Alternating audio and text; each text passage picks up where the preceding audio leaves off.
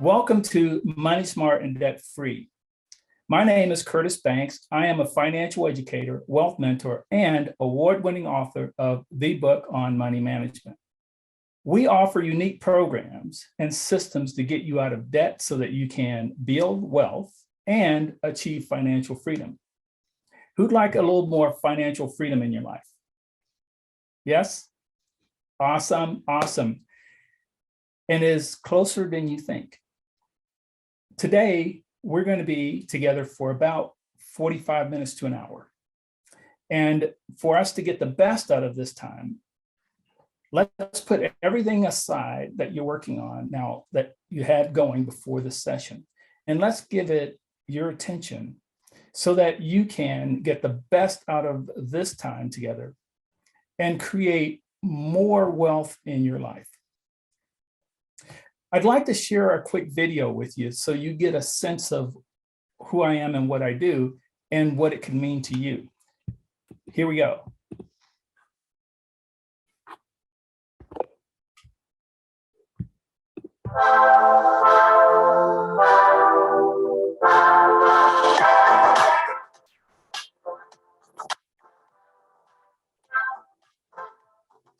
He speaks from the heart. He's just a man of his word. Every conversation that we had has been a conversation built around not only dreaming, but doing. The biggest benefit of working with Curtis is that every time that you mentor with him or you have a coaching session, it is geared toward the needs that you have. My biggest takeaway was finally realizing that I'm basically only supposed to be spending 45% of my earnings. I've always spent about 90, 95, but never put the other money somewhere else for my future. I would absolutely refer friends and family to this program. I think that it is something that absolutely needs to be taught to our society because we are such consumers and we're bombarded, day to day with everything that wants us to buy. But we need to be wise about our spending. And his vision of where he wants to take his business and how he wants to educate the population around finance is phenomenal.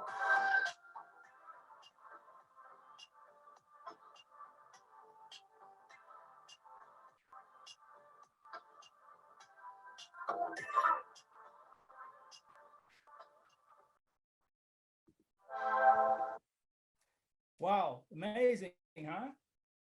Well, there's so many people that need this kind of education and mentoring. And what you're about to discover today is how to get out of debt, how to stay out of debt, how to build wealth, achieve financial freedom, and live the life of your dreams, not someone else's dreams, but your dreams. So sit tight, tune in, get your notes out, and let's get ready to begin our journey to build wealth. Right? Ready? Fantastic. Have you ever wondered how some people were able to thrive financially while others seem to be suffering?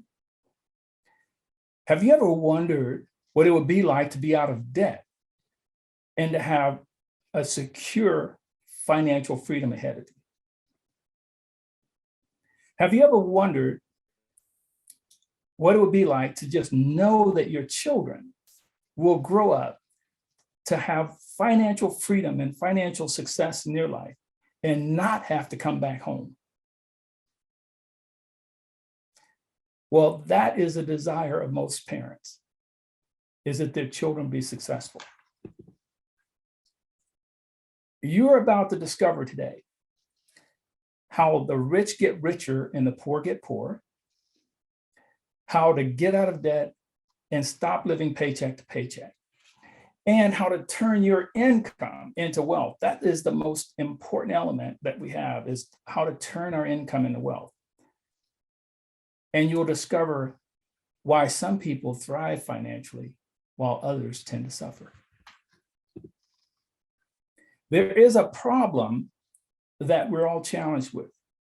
And I call it the elephant in the room because it's there and nobody's talking about it. It's the #1 economic challenge that we have around the world, but yet very few people are talking about it. And that challenge that we have is financial illiteracy. Financial illiteracy is a generational curse. It is not just the challenge that we have today, but it's been happening this way for generations. And from the look of it, it will continue generations to come. Here's how it works. Parents make financial choices based on what they know to be true. They get very little financial education. Their children are observing their poor financial choices. Not only do they see and hear what they're doing, but they also get to experience the emotional impacts that their parents are experiencing. The child grows up to be a young adult that has internalized the behaviors, and they make similar choices. And when you make similar choices, you get what? Similar results. This young adult grows up and meets someone and decided that they are going to have a family, get married and have a family. Their children then become the parents with limited financial literacy. And they do the same things that their parents did, and they get the same results. When they have children, the pattern repeats itself. And it has done this for generation after generation. And there is a biblical scripture, without making this a religious conversation, I'm pointing to a biblical scripture that gives us the foundation for how this works. And it reads, train up a child in the way he should go. And when he's old, he won't depart from it. Now, you just think about this. If you're in your 30s or your 40s and someone attempts to introduce something new to you, the first thing you say is, no, that's not the way I do it. Or, well, this isn't for me because I've always done it this way. And when it comes to money, the things that you were doing, getting bad results, if you want to continue to do those, you'll continue to get those results. And that's fundamentally how this works. So if you want to get out of this situation, you got to learn something new, and you have to be willing to learn something new. What is the impact of financial literacy? And where does it hurt most? Around the world, there are 7 billion people. Of the 7 billion, 5 billion are financially illiterate. They could be making a lot of money, but they don't understand how money works. And they're making choices that are painful. I did some study work earlier in my career to understand this impact. And in the US, my data found that 20% of the people have 87% of the wealth in this country, 20% with 87% of the wealth. That means that 80% of the people have 13% of the wealth. Now, this is the US wealth distribution. Now, the data I showed you shared with you a moment ago says 7 billion people, 5 billion are financially illiterate. Now, when you look at the US distribution, you can look at this and say, 80% of the people don't really understand how money works because 20% have an overwhelming majority of the wealth. So think about that for a moment, and I'd suggest you write this number down. 20%, 87% of the wealth, 80%, 13%. So how does this translate to you or the average American? And by the way, this idea of average, I'm going to share with you some average data, but my message to you is don't be average. Don't be average. Here's what the average looks like. The average American has a household income of $64,000. Now, in this year with the inflation and all, that number is a little bit higher because there have been some cost of living adjustments. But by and large, it's about $64,000. They spend more than they make. They're deep in consumer debt. And they don't get financial education. They just keep doing the same thing over and over again. They retire with an average of about 163,000 in savings, and they work longer than they planned.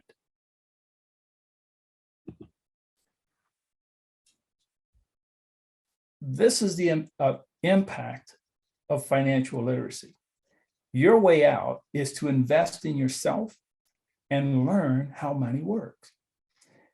The odds are you'll be working 40 to 50 years. Somewhere in there, there's an opportunity to just stop for a moment, learn more about money, how it works, so that your labor is not in vain. Well, how does this affect you individually? We looked at the averages. Here's some indicators that financial illiteracy is in your home. First indicator is if you're spending more than you make. Doesn't matter how much you make. I know a lot of people that make six-figure plus income, but they're spending more than they make. If you have high interest loans, if you have high credit card debt, low credit score, little or no savings, and you're concerned about retirement, these are some indicators that financial illiteracy is living in your home. I've been there. I've had this experience, and I'll share more about that in a moment.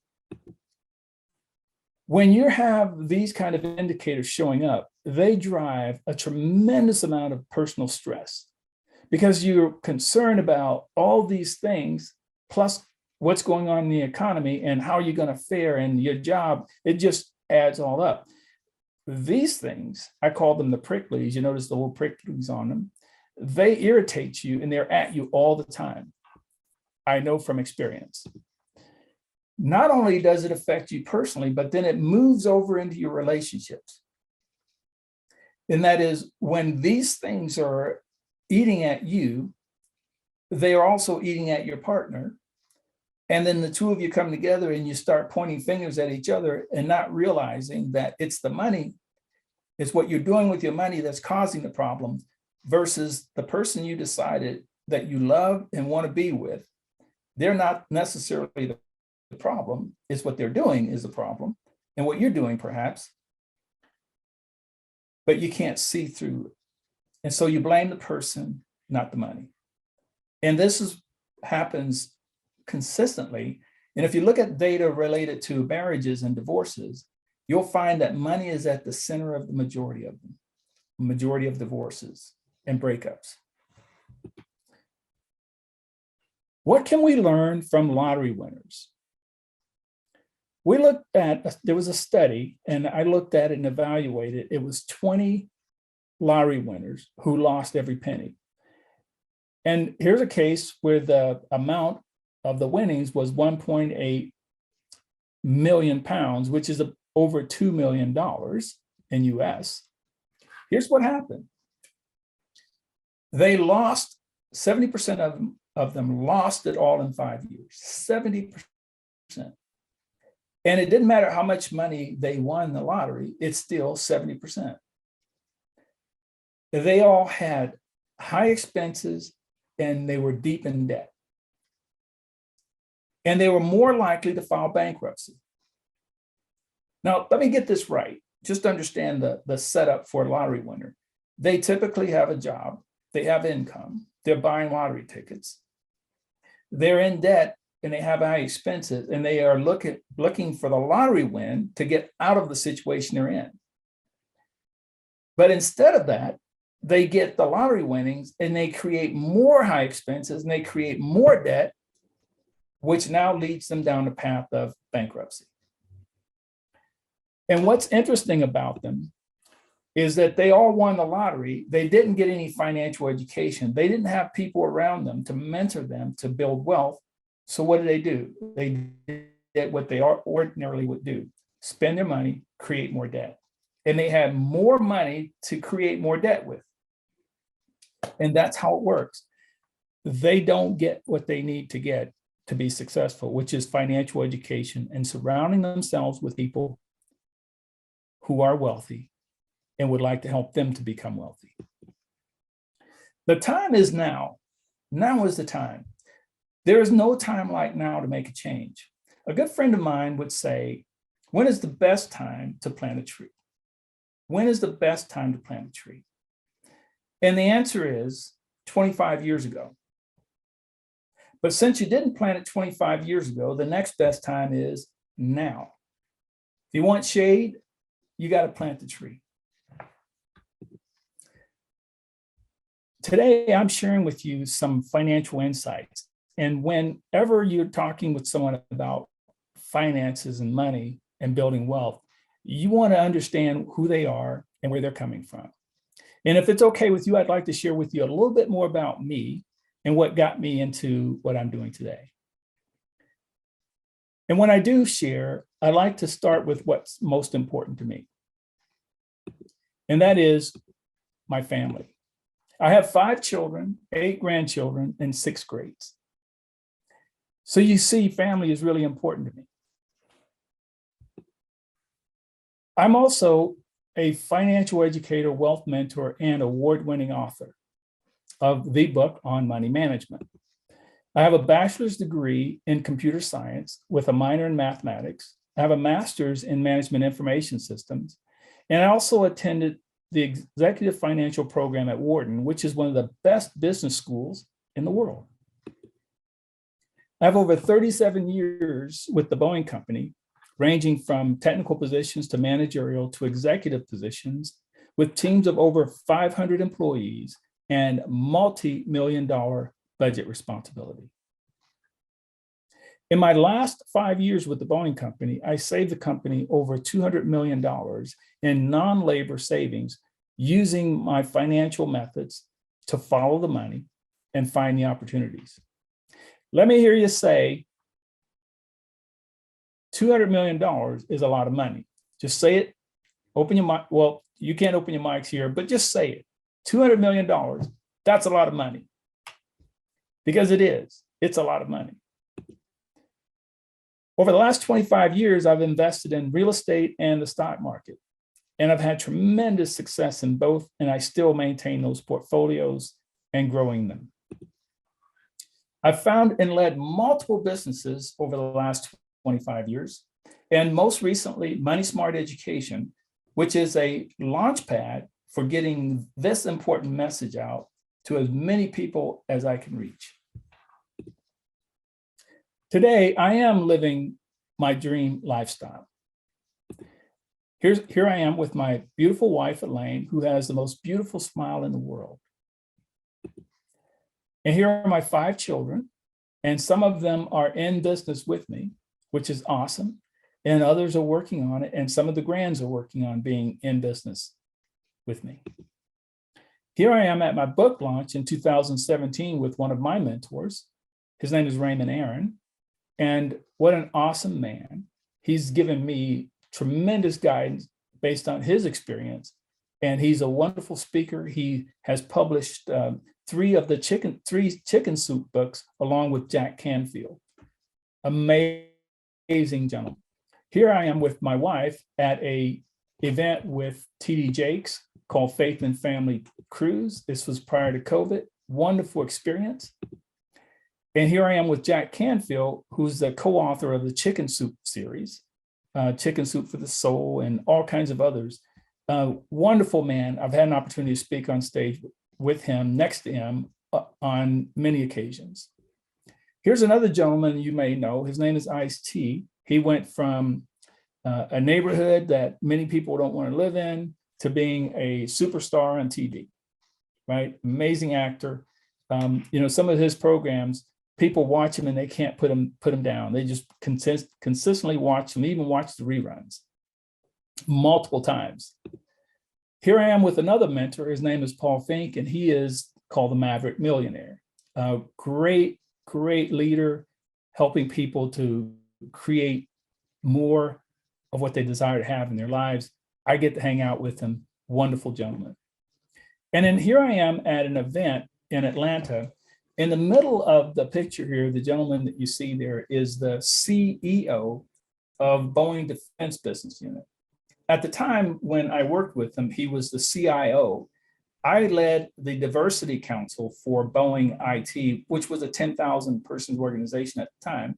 I formed and led the diversity council. And these were the kind of events that we would go to. He was being recognized at this event as for his work that he's done in his career.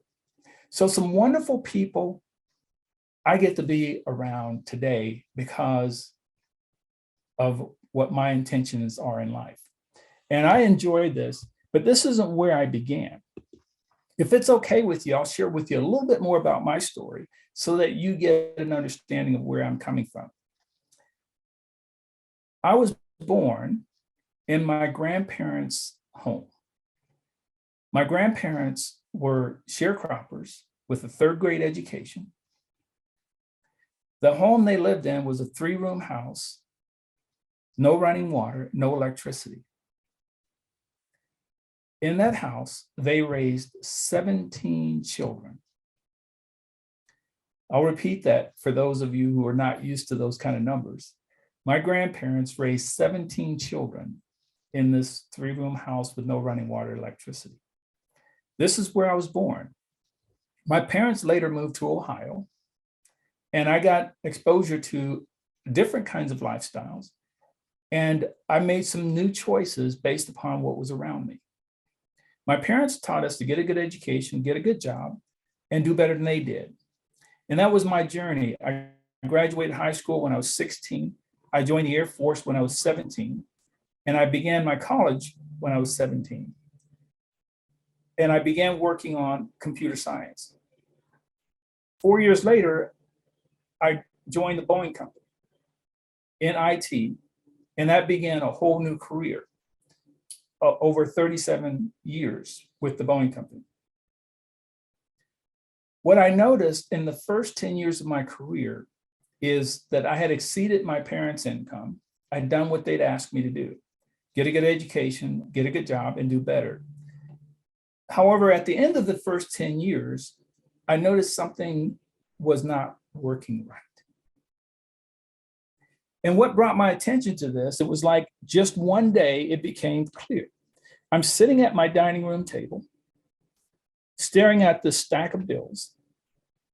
I just got off the phone with the third bill collector who's telling me how terrible of a person I am for creating these debts and obligations and not fulfilling them. In that moment, I had never felt anything like what I was feeling in that moment. You see, everything was going really great, at least I thought, until that moment. I had done consolidation loans. I had been working part-time. I'd done all the things I knew to do. And the only thing I could do in that moment was to put my face in my hand. And I prayed. I prayed for a better way to manage my money, a better way to live my life. And over time, that prayer began to be answered. I discovered some new things along the way, some new tools. I talked to people, I asked people who were successful at managing their money what made the difference. I got great answers. I started putting together a system that would improve what I was doing. And that system began to produce results.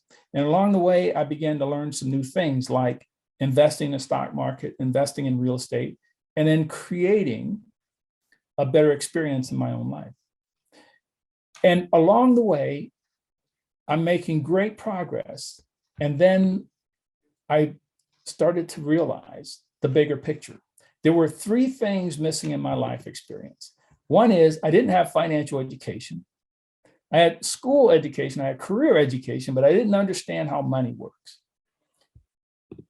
I lacked wealth mentoring. I didn't have people around me who knew how to create wealth.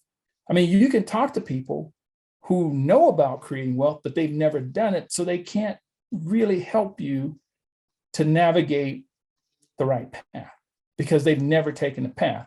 They've heard about the path, but they've never done it. And then lastly, my life focus.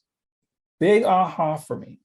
My parents seated me with a vision of doing better than they did, more income, more lifestyle, right? Doing better than they did. In the first 10 years of my career, I was actually doing that. So I had a good education, I had a good job, I was making more money. So in my mind, I had accomplished a mission, but I didn't have a new mission. So I'd done what I was supposed to do, but now I'm kind of wandering around trying to figure out what to do. And it's not a good place to be, because when you do that, you create problems. When you're wandering around, it creates issues of its own. I later called these the 3 keys to money smart success. So if you want to be really good at managing your money, you put in 40 to 50 years of work, but don't pay attention to how you manage your money, it's a failure recipe. Get financial education, get wealth mentoring, and focus on your life. What is your life focus? There are some common myths about money, and they include more income will solve the problem. It doesn't. Look at the lottery winners. They got more money. They got a whole lot more money, but it didn't solve the problem. It just made the problem bigger and deeper. Paying bills is a priority. Well, bills amount to debt, right? And because you're focused on debt, you're going to create more. Because you're focused on bills, you're going to create more. Shift the focus, focus on wealth. It sounds easy, but it is easy and it works. And for some of you, you might be saying, wow, it's too late for me. It's never too late. As long as you're waking up in the morning or whatever time of day you wake up, it's not too late. I find that most people are challenged with 3 things. And this is where I was too. I was sitting at the table, not able to devise a plan because I had these challenges. Here's the first. Most people are deep in debt. They're living paycheck to paycheck, no matter how much money they make. And they don't know where to start. They can start this way, or they can start that way, or they can start the other way. But when people have too many choices, what do? Nothing. So what are your financial challenges? Take a moment and just make a quick note. What are you challenged with financially? Was it any of the pricklies that we talked about a moment ago? Is it about your retirement, or what are your financial challenges? Are you making enough? Do you need more income? Do you need to start investing? You're not investing. So what are your challenges? You can have financial freedom. I believe that you can. I believe that you have a right to pursue financial success. You have a right to build generational wealth. You have a right to financial peace and joy. Now, that's what I believe you have a right to. The question is, do you believe that you have a right to? And if you would follow along with me, I would like you to read this for you personally. And it reads, I can have financial freedom. I have a right to pursue financial success. I have a right to build generational wealth. I have a right to financial peace and joy. Thank you for following along, because these are your rights. So what is wealth? Many times people hear the word, but they don't really know what it means. I'd like to give you a definition that you can bank on. And if you would write this down. First, income does not equal wealth. Income does not equal wealth. There are a lot of people that make tremendous amount of money, and you might call them rich, but you can't call them wealthy. Because as soon as the income dries up, they're back at work again. So what is wealth? So write this down. Wealth can be measured in time as the number of years that you can maintain your current standard of living if your job stops today. I'll repeat that. Wealth can be measured in time as the number of years you can maintain your current lifestyle if your job stops today. Sounds familiar, doesn't it? There's a word that describes this, another word that describes it is called retirement. When you retire, your income will come from your wealth. That wealth that you've put up for living your lifestyle after you retire. And what that means is if you didn't accumulate enough wealth, you're likely to go back to work. And we see this all the time. If you go to McDonald's, you go to Walmart, you go to any fast food store, you'll see people standing there working who perhaps should have been retired or who may have retired and had to come out of retirement because they didn't create enough wealth. This is an opportunity to be an exception to that rule and to retire wealthy and stay retired. To facilitate that, to get to wealth, what we all need is an ultimate money empowerment system that leads us to wealth, because wealth equals freedom.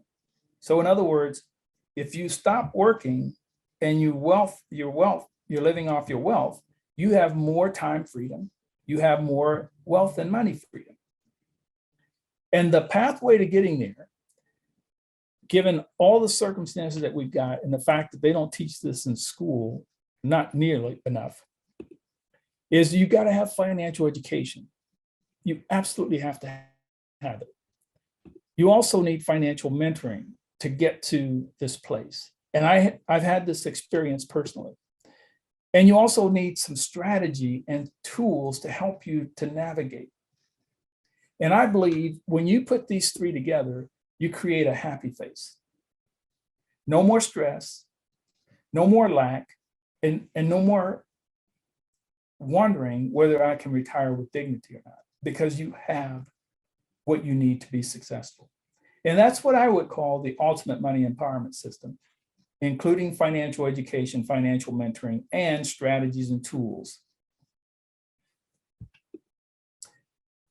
And when you put those in place, then you can begin living the lifestyle of your dream. And I've shared with you many of the things that I'm doing, that I've experienced and doing in my life. But here's what's most important to me: family. You know, here we are with my parents, and they're celebrating like their 50th anniversary. And my brothers and sisters are there, my wife is there, and there's so many other family members that aren't in the picture here. And here at the bottom of the picture on the lower left is with my wife, Elaine. We're on a trip in Italy. And we're there with a bunch of other business colleagues, and we are in a forum that allows us to be on a business trip while we're on at a really awesome place and enjoying what it has to offer. So the whole trip, it was a week long, actually 8 days long. We had a couple days on the front and back side, in that we were at this really awesome resort location, and it's tax deductible. That's amazing.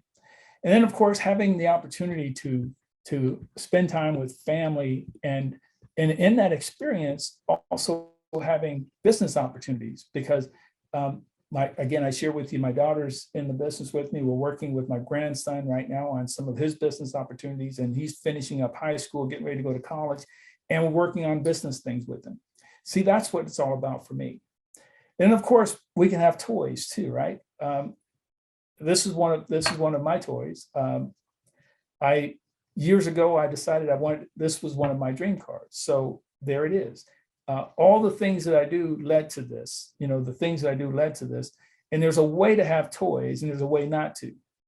When your investments are paying for it, it's really great. But if your earned income is paying for it, it reduces the amount that you have for investments to create opportunities. So there's a right way to do this, and that's what we share. What I'm about to share with you, and what I've shared with you so far, and what I'm about to share with you, isn't for everybody. It's not for everybody. Some people are dead set to stay where they are. They don't want to change. They've made up their minds that this is it for them. But who is this for? If you felt enough of the pain of debt, and living paycheck to paycheck. And you felt it pain enough to say enough is enough. Like I did many, many years ago, I decided that enough was enough. The bill collector call that day was the last one that I want to take in my life, and I've not talked to any of them since. I'm telling you, when you make the decision to want to be better, do better, and have more, thank you so much. And lastly, how do you get in contact with me? Well, you can reach me at curtisbanks360.com, or you can pull up your phone to this QR code and it will take you directly to the site. And I look forward to engaging with you, and my best to you on your Money Smart journey. Thank you. And we'll now take questions, right?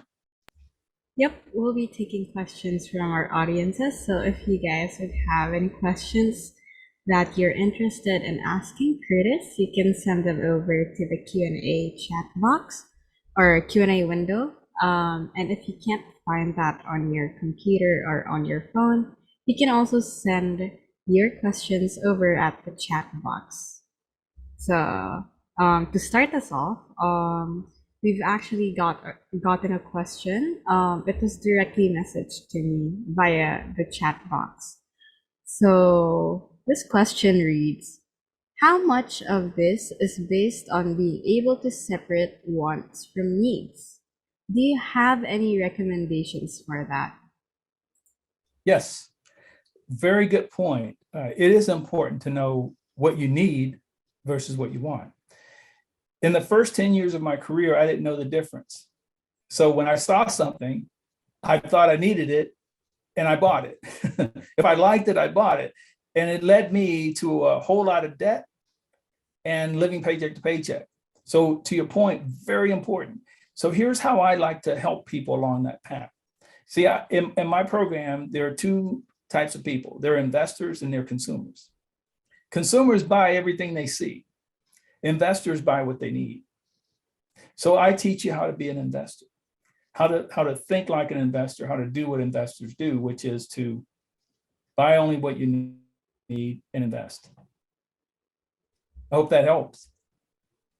All right, so the next question reads, nice webinar. I'm wondering, is all that bad, or is all that bad? No. Consumer debt tends to have the most significant negative impact on your portfolio. And on the other side of the equation is business or investment debt. For example, if you bought a real estate property, you put 20% down. So now you have, let's say it was a $100,000 property, you put 20,000 down. So your debt is 20,000, but you control a $100,000 property. So, and that property is going up in value over time, and you have a renter in it, and it's cash flowing, bringing more money in.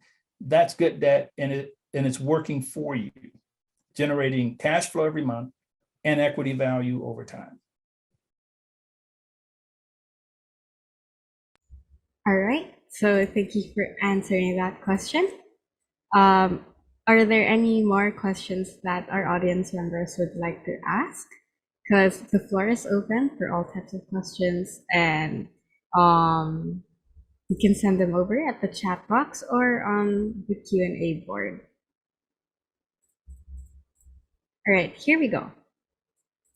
What's the most reliable way to pay off debt? Oh, this is really good. I have a system. I love systems. Having math background and computer science background, we deal a lot in systems. So I like to think about reducing debt as a holistic approach. In other words, if you have multiple debts, there are some factors that could improve your credit score if you did it the right way, right? So you eliminate your debt, you improve your credit score at the same time. So your debt's going down, your net worth is going up, and your credit score is going up. And so as your credit score goes up, the cost of loans goes down, and it creates a whole series of new options for you. So I like to look at debt reduction holistically and not just going and start paying things off without some strategy. All right, thank you so much for that. All right, so far those are our questions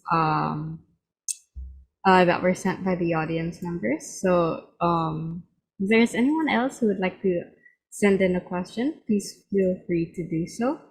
And if currently you don't have any questions that you'd like to ask Curtis, you can always reach out to him via his email.